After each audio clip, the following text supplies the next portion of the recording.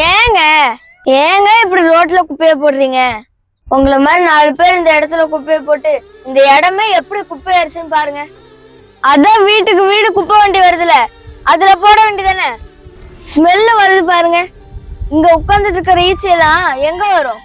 உங்க வீட்டுக்கு தான் வரும். நீங்க சாப்பிடுற சாப்பாடுல தான் வந்து உட்காரும். அப்புறம் நீங்க தான் ஹாஸ்பிட்டலுக்கு 500 ரூபா 1000 ரூபான்னு செலவு பண்ண வேண்டியது இருக்கும். இதெல்லாம் உங்களுக்கு தேவையா? கரெக்டு தான்.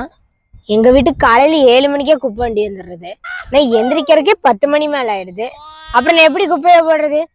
இப்படிதான். ஓஹோ, அப்ப நான் உங்க வீட்டுக்கு மட்டும் 10 மணிக்கு மேல குப்பை வண்டி வர சொல்லிட்டா? இது கரெக்ட். ஏய், அந்த குப்பையை எடுத்துட்டு போய் வேற எங்கேயாவது குப்பை தட்டி இருந்தா அங்க போய் போடுப்போ. ஏய், என்ன ஓவரா பேசுற? இதெல்லாம் உன் வீட்டு இடமா? உன் வேலையை பார்த்துட்டு போ.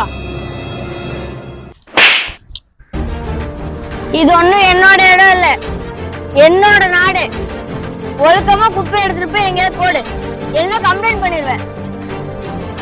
சரி. ஏய்,